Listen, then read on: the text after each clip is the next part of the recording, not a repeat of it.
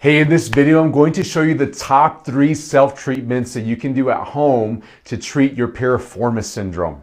My name is Dr. David Midoff, and I'm a specialist physical therapist at Paso Manual Physical Therapy. And this channel is dedicated to helping people stay healthy, active, and mobile while avoiding unnecessary surgery, injections, and pain medications. Please consider subscribing to this channel so that you don't miss out on any of the helpful videos we post every week. Hey, before we get into the treatment, I'm going to show you 3 things that really help to calm down the piriformis. I just want to let you know that I made another video that goes deep into why piriformis syndrome happens, what the causes are, and how it's really a secondary problem, more like a sign and symptom of some deeper problem. That video is linked in the description below. It's called Piriformis Syndrome, everything that you need to know about it to get better. Go check that video out if you want to learn the details behind piriformis syndrome. So now that that's out of the way, let me show you what to do on the table here so that you can get some relief from the piriformis syndrome right now. The first thing you want to start out with is a massage of some sort. Chances are, if you've got piriformis syndrome, you've got a tight little muscle back there. That piriformis muscle runs from the tailbone area out to the side of the hip. So it spans this distance between my fingers right there. So right in the glute, that's where you need to massage that muscle. And you can do this a few different ways. The easiest way to do it is to just use your fingers and get back in there. You can use your knuckles as well, but I recommend starting out with your fingers. And it would look simply just like this. You just reach in and feel around in the muscle and find where it's stiffest, and then you just gently dig in. So I'm just kind of doing this kind of motion. I am wiggling my fingers, kind of combing them in just a bit, just like this, as I'm moving my whole arm, almost like you're scratching yourself, but you're digging in the tissue to move the tissue just like this. I'm moving my skin, but I'm not sliding my hand over my skin. I'm grabbing the skin and moving the tissues under it, just in that spot. Once you find a deep muscle that's kind of hard and tender, then you would gently want to just work your way all the way through it. Now, if you're having trouble getting in there with your fingers, you want to use a tool, I've got a few things that I can show you here. So I like using these massage balls, and I've linked these in the description below in case you want to get some. We've got this pokey one in here. Not going to use that one right now. I'm going to use this black one. Now, this is a pretty stiff ball, and just to show you what else is in here, these are 2 that are connected together. Well, you could use this, but I prefer this because you can get a lot more mobility and motion out of this. The way that you would use this to massage your piriformis, and you just have to be careful because you're going to put a lot of body pressure on this potentially, and it can be painful. When you massage your piriformis, you don't want to be aggressive. To give you a number rating system, just so that you know what intensity to use, on a scale of 0 to 10, 0 meaning it doesn't feel like anything's happening at all, and 10 meaning I'm about to cry because it's so painful, you want to be at like a 2 or a 3. You don't need to be very intense at all. And if you just give it its due diligence, a couple of minutes is all you need at a 2 or 3 intensity, that muscle will start to melt down and it'll free up. It won't be so hard, and it'll give you some relief. So what you would do is sit on this thing. So let's say it's my right side affecting me. I would just put that on my chair, or you could get on the floor if you wanted to. And you need some hand support, so this does take some strength. And you just get over it and find the spot that's a little tender, and then you just rub your bottom over that area. Just remember not to be too aggressive. So let me just show you from this angle here. There's the ball, and I'm just putting my bottom on it, right where the piriformis is. And you don't have to be 100% certain that you're on the piriformis. It's unless you're in the medical field, and even if you are in the medical field, it's still kind of hard to tell that you're on the right spot. Just find a tender spot and rub on it. I need to warn you though, the piriformis is right by the sciatic nerve. So if you're rubbing this ball back there and you feel something shooting down your leg or up into your back, you're probably rubbing the nerve, and that's not a good idea. You're going too aggressively, and you need to back off a little bit. Even if you think you're at a 2 or 3 out of 10, like I said, back down to a 1. And if you're still getting that shooting down the leg, down the back of your thigh, back of the knee, maybe all the way down into your ankle or foot, then this may not be for you right now. You might have some sciatica that's flaring up, and this is going to potentially make it worse. So this treatment right now that I'm talking about is just for a flared up piriformis muscle.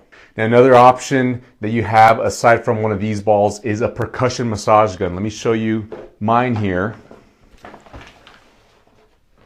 I got the Toloco one here. This has been my favorite one currently, and I've got it linked in the description below if you want to get one of these. You can find it on Amazon. I think they only offer these on Amazon. I love this one for the power, the weight, all the features of it. I've got a review video about it. You can go check it out if you want. But you would power this thing on. And I just have the ball, the softer ball. It's got a bunch of other ones. I'll show you how to use that here in a second. But I would just put that right where you feel that tender muscle and go to town.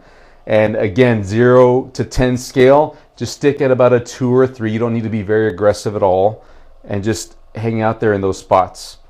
If you have that sciatic nerve problem, the pain going down the leg, then you don't want to be doing this again, because vibration is known to aggravate nerve problems. So you want to be gentle and just be monitoring that nothing else is happening besides the muscle freeing up. And you would do this for just a minute or two, whether you're using the gun, this percussion massage gun, or you're going to be using the massage ball or massaging with your own hand. Usually about a minute or two is enough. Now, because there's a lot of muscle back there, you might use the adapter that's more pinpointed, and this one comes with 2 different ones. This one's more like a thumb shape, so it's kind of like your thumb going back like that, and this one's more like just without the curvature on it. I found both of them to be about the same. Whew. Turned it on. But just to show you what that looks like, so there's the pinpointed adapter. I'm going to turn it on. And again, be gentle with this. And you just want to put it right on that spot. And this one does just dig in a bit more specific to the muscle. And because the piriformis muscle is kind of small, this targets it a bit better in my opinion. Now, after you've freed up the piriformis muscle for a couple of minutes, and you can go longer if you want, but usually get diminishing returns after a couple of minutes. Next, you want to go into a stretch. Now, when I say a stretch, I don't recommend stretches very often at all to any of my clients or anywhere on this channel. You could dig high and low. There's probably just a few times I've mentioned stretching to be a good thing. But the way that I'm going to show you this stretch is a very strategic piriformis stretch. So pay close attention and make sure that you're doing this right so that you don't aggravate your piriformis problem as well as something else like a sciatica problem. For this piriformis stretch, you're going to have to lie down on your back. So I'm just going to put away my massage gun here. And I'll lie down on the table so you can see what I'm doing. Now, a common piriformis stretch is like this, where you cross your leg over on your back, this leg's bent, foot flat, and then you put your ankle on your other knee, and when you push down like this, it can provide a stretch here. You can pull across this way. We're going to focus on stretching the piriformis muscle. So that means I'm going to have to move my knee across this way, but I'm going to do it very carefully, because just pinning my ankle down right here, it already gives me a lot of leverage. So I'm going to just put my hands right here and gently pull it over across my body. This is passive. So in other words, I'm not using any muscles in my leg here. I'm just controlling the motion with my hands. And once you get to about a 2 or a 3 intensity of stretch, so 0 to 10, same scale like we used before. Once you get to a 2 or 3, so for me, about right there, then what you're going to do very, very lightly is push your knee into your hands. So as if I'm pushing that way. And you're going to hold it for 10 seconds. So stretch, get to about a 2 or 3. Now I'm going to push my knee into my hand. And it shouldn't be aggressive. It should be pretty light. What you want to feel is just this muscle back here engage very lightly. And then after about 10 seconds or so, let it go and see if you can go any further. Still staying at about a 2 or 3 on that 0 to 10 scale. And if you get a little bit more stretch, great. If it stays the same, that's fine too. You're not shooting for more motion necessarily. You're trying to get this muscle to relax. That's the goal. So make sure that you're not, that's why I don't like to call this a stretch even, because you're not trying to gain more motion. That's not the point here. The point is to calm down your piriformis. So after you've stretched a little bit more, you can hang out there for about 20, 30 seconds, and then you're going to repeat that process 3 times. You're going to push that knee out against your hands. You're trying to resist and not let it move, but if it moves a bit, that's okay. Hold it for about 10 seconds. Make sure the muscle back here is gently activating and not aggravating anything. And after 10 seconds, let it go and see if you can go any further. If you can't, that's okay. If you can, go a little further. No intense stretching and no intense muscle activation. I'm gonna do one more time.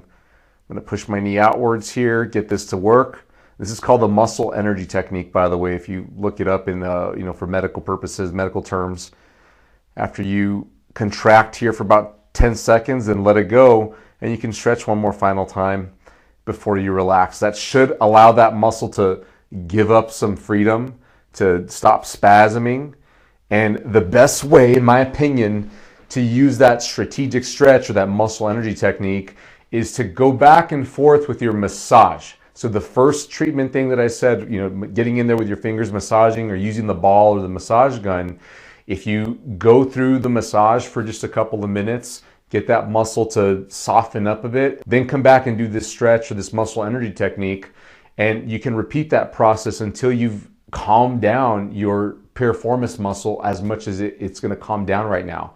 Then you can repeat the same thing later on in the day, in a few hours, or tomorrow, and you should be able to continue doing this for as long as it takes, usually a few days, to get your piriformis to calm down.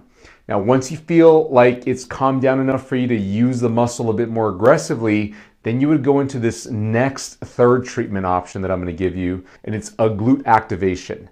You want to begin to fire your glute muscles because the piriformis is technically one of the glute muscles, but there's a bunch of other glute muscles in there, and piriformis should not be the main one firing. There's bigger muscles that are way more important to fire.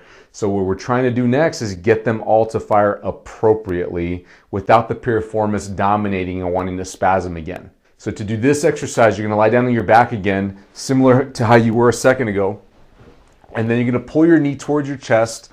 You might get a little stretch in there. That's okay. That's not the points or anything related to it.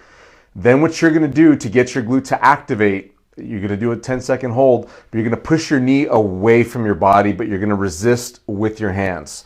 So keep your hands here. You might just bend your elbows a bit to pull your knee in.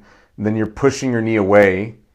And on a scale of 0 to 10 intensity, 2 or 3, again, doesn't need to be very active at all. What you should feel is the glutes tightening up lightly. Nothing aggressive. It should just engage a bit in there in the glutes. Hold it for 10 seconds and you can relax. Let your leg fall in any direction that it wants to go. Just keep your hands there so that your leg doesn't flop down. And repeat this 3 times. So I'm going to do it 2 more times here. I'm going to get my glute going. And I feel the muscle there engage lightly. 2 or 3 intensity. And after about 10 seconds or so, relax again.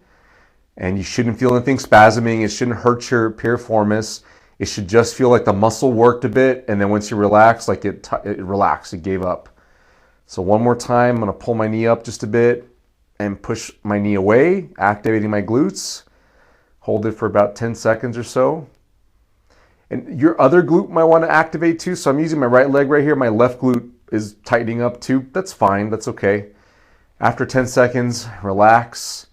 And you're good. Now you've activated your glute muscles all together the way they're supposed to fire without your piriformis dominating. Now these 3 exercises are just meant to give you some short-term relief from your piriformis syndrome. To get long-term relief from piriformis syndrome, there's usually a deeper root problem that needs to be addressed, usually a sciatica problem or an SI joint, a sacroiliac joint problem.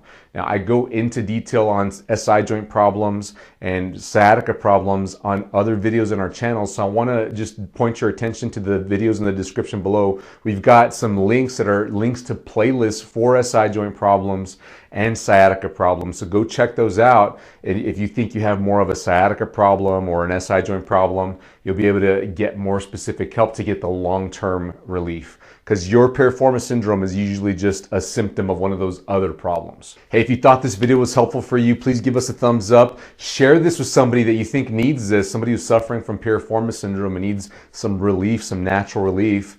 And I hope to see you in the next video. Bye-bye, friends.